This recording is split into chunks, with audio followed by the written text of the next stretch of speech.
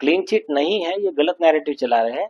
CBI का कहना है कि उसके खिलाफ में उनको प्रूफ्स नहीं मिले हैं और इस क्लोजर रिपोर्ट को लॉ में ऐसी कोई वैल्यू नहीं है। उनका क्लोजर रिपोर्ट आने के बाद में भी कोर्ट अभी भी कॉग्निजेंस ले सकता है, मर्डर का केस का कॉग्निजेंस ले सकता है, अरेस्ट वारंट निकाल सकता है या फर्दर इन्वेस्टिगेशन के ऑर्डर दे सकता है। जैसा कि नूपुर तलवार के केस में, आरुषि तलवार के केस में, डबल मर्डर केस में कोर्ट ने सीबीआई का closure report double murder case reject किया था और कोर्ट ने खुद कॉग्निजेंस लिया और अरेस्ट वारंट निकाला मर्डर केस का, और उस आदेश को सुप्रीम कोर्ट ने सही ठहराया था।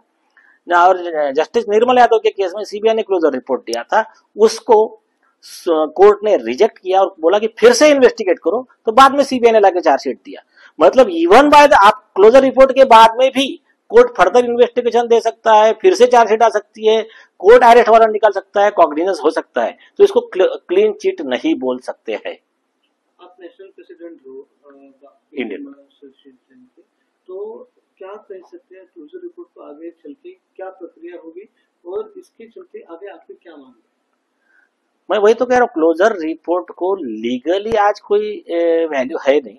और अभी उसमें देखिए, क्लोजर रिपोर्ट जब आता है तो एक कॉपी देना पड़ता है उनके पिताजी को जो फिरियादी है सुशांत सिंह राजपूत के, उनका कहना क्या है वो सुना जाएगा, उसके ऊपर ऑर्डर होगा और वो प्रोटेस्ट पिटीशन भी फाइल कर सकते हैं। इनकी पिटीशन को कंप्लेंट ट्रीट करके उस पर भी कोर्ट ऑर्डर कर सकता है।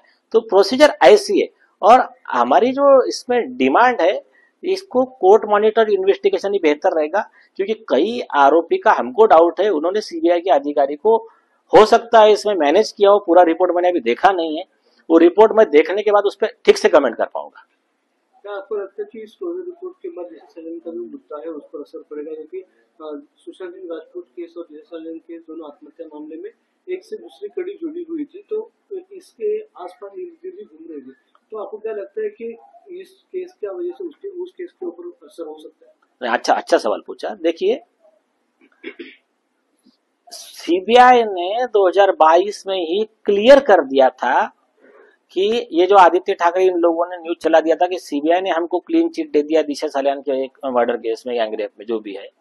तो सीबीआई ने प्रेस नोट निकाल के कहा कि दिशा सालियान के केस में हमने कोई इन्वेस्टिगेशन नहीं किया, वो इन्वेस्टिगेशन मुंबई पुलिस के पास में है, तो इसलिए हमारी तरफ से कोई क्लीन चिट देने का सवाल ही नहीं उठता है। तो इसका फायदा आरोपियों को कुछ नहीं होने वाला। मैंने अपने प्रेस नोट में सुप्रीम कोर्ट के 2 जजमेंट भेजे हैं, उसमें क्लियर कहा गया है कि अगर सपोज हम कंप्लेनेंट का कहना है कि ये 4 ऑफेंस कनेक्टेड है, उसमें से 3 ऑफेंस से रिलेटेड हमारे पास में अगर साउंड प्रूफ नहीं भी होता है, या तो फिर हमारा कहना कुछ ये भी पाया जाता है कि इनकंसिस्टेंसी और इलॉजिकल और बेसलेस, कुछ भी एग्जैजरेटेड, तब भी